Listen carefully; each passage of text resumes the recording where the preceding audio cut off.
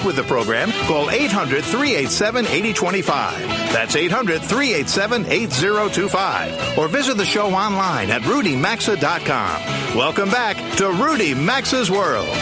It is 18 past the hour here in Rudy Maxa's World with Robert and Mary Carey, and this portion of the show is being sponsored by our friends at Orbitz.com. If you're planning a trip, let Orbitz.com take care of it all, from hotels and resorts, airline tickets, car rentals, and more. And be sure to sign up for Orbitz Rewards and get instant rewards to use instantly. For more info, just visit Orbitz.com/rewards or RudyMaxa.com under sponsors.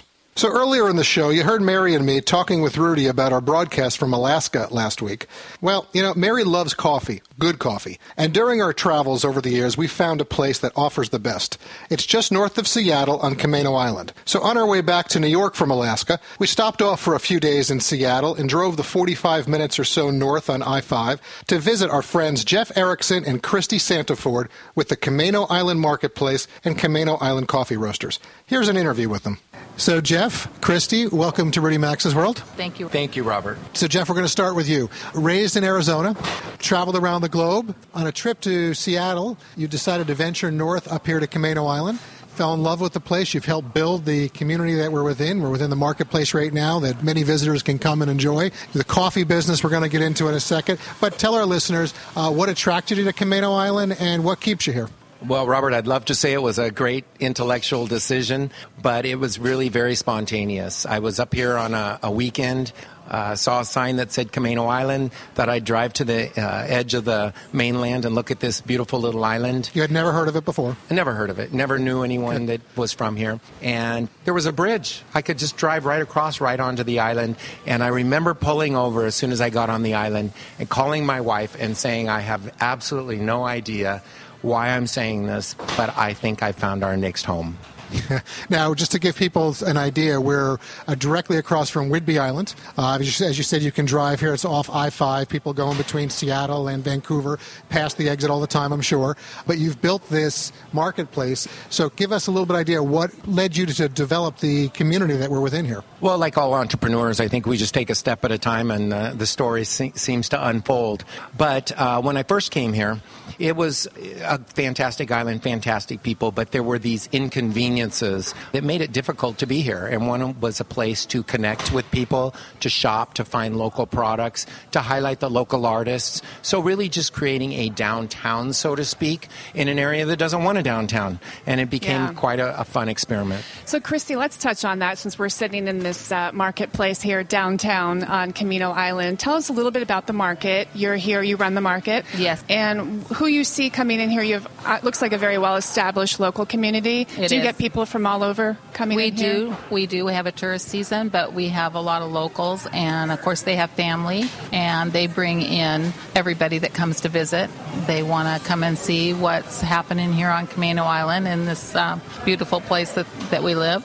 And as we look around and see all these wonderful products, what's the vision behind the market here, and where do you get a lot of your merchandise? Well, we have a lot of local artists and artisans, and they've actually come in, contacted us, and said, would you be willing to display some of my pieces, my works? And so we do that happily, and it makes it fun because a lot of people want to see something different. They want to see something that's not just a cookie cutter in a regular retail store. They want to come in and see, and then of course they want to have take something home that they visited the island, or if they live here on the island, they want to give something from a piece of where they live.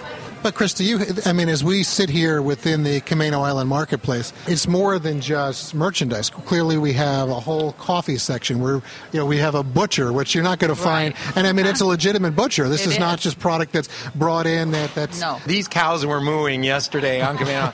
Jeff, that's not true.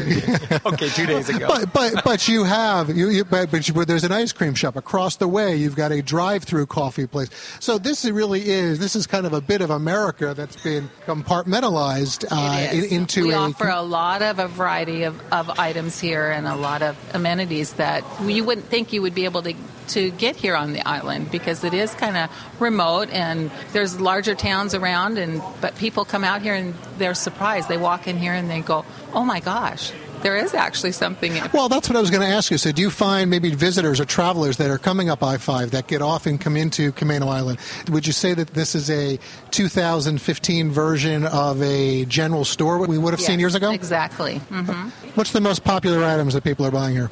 Right now, they take the coffee. And the chocolate. And the chocolate. They love the chocolate. Now, you can combine that with the chocolate-covered espresso beans, right. which that's personally my favorite, I would say. All right, so, Jeff, let's talk about the coffee business a little bit. Yes. You come out and say that Camano Island coffee is truly the best of the best coffee. Absolutely. It's organic coffee. It is top 1% Arabica. It's shade-grown, which we're going to talk about a little bit, and it's fairly traded. So you started this business, 18 years ago or so, was it, out of almost a barn? It was on a barn, yes. So give us the vision of who you're working with and what's led to the coffee being the best of the best. Well, really, this whole journey was creating a sustainable future for people in underdeveloped countries. Instead of just giving them a handout or help, actually teaching them to grow good, healthy, sustainable products, and then being a marketing arm for them where we can get them the best value, the best money for that process. We now have 24,000 farmers throughout our system that are completely generationally sustainable because of the purchases of our customers. And this is really what we started 18 years ago, and this building here is just a result of that. Now, coffee farms that you have are around the world. I know Ethiopia, Guatemala, Papua New Guinea. I mean, you're sourcing from Nicaragua. So now tell us, though, a lot of people out there, coffee, it's a daily part of their lives. I mean, it's habitual. But having organic coffee and shade-grown coffee, very important. And people that come here, they're going to learn that. To give the listeners around the country why they should only be drinking organic or shade-grown, how important that is. Yeah, absolutely. At Camano Island Coffee Roasters, we always said from the very beginning, we're not going to sit here and have one organic or one shade-grown or one fairly traded coffee. If we truly believe in it, all of our coffee has to be certified organic. It all has to be shade-grown, and it all has to be fairly traded. Now, of course, through the years, there's been more and more education about organics. But let me tell you, it's great to talk about organic corn or organic onions in North Dakota. But it's a lot more important when you're talking about coffee, which is grown in third world countries that have absolutely no sophisticated agronomy at all. And some of the chemicals that we've outlawed for years here are still being used on coffee trees. And we're turning around and importing that coffee and drinking it. So organic coffee is incredibly important to me. Secondly, shade grown is huge. First of all, it's less caffeinated, it's less acidic, it's easier on your stomach. If you have quit drinking coffee because of GERDs or acid reflux or any of those kind of issues, I challenge you, drink the right coffee and take the test again for yourself. Thirdly, it all does not make sense if you're not treating the farmers well for the work that they do.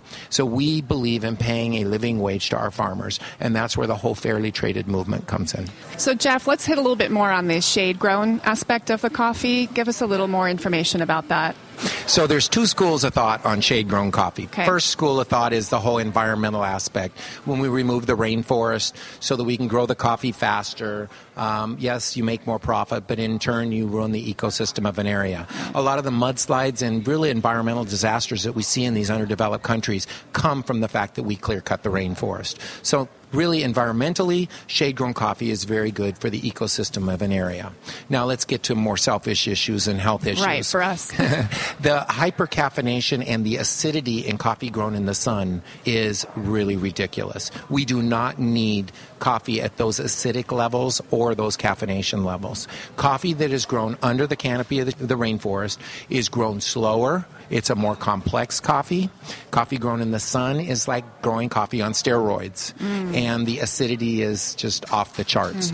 If you really want to taste what coffee should taste like, it needs to be grown in the shade. Okay, Jeff, Christy, let's sum it up in a couple of words. Why should people come out to Camano Island? They'll have a great time, beautiful scenery, and we're very welcoming. Yes, we see that. Thank you. Jeff? I think it's literally the most perfect place on earth. It's one of those places that no matter where I'm at in the world, when I drive back onto Camano Island, I realize that I was very blessed to be able to find this place. Okay. And also, how can our listeners get that fabulous coffee? Oh, go to our website, www.camanoislandcoffee.com, and we would be glad to let you try our coffee. All right, Jeff, where are those espresso shots? They're coming. I got to tell you something. For people that think they know coffee, I love to give this piece of information. People think wine is this really amazing, complex product. There's 200 chemical compounds in wine. How many are in coffee? 800. 800. We are so far superior. So let's go. Bring those espresso They're shots. coming. They're coming. Jeff Erickson, Christy Santafort, thank you very much for your time today. Thank you. The website is spelled Camano, islandcoffee.com. And I think they'll even send you a free pound to try how good the coffee is. So check them out. We'll be right back. Join Rudy Maxa's World by calling 800-387-8025. Access the show anytime at rudymaxa.com. We're coming right back.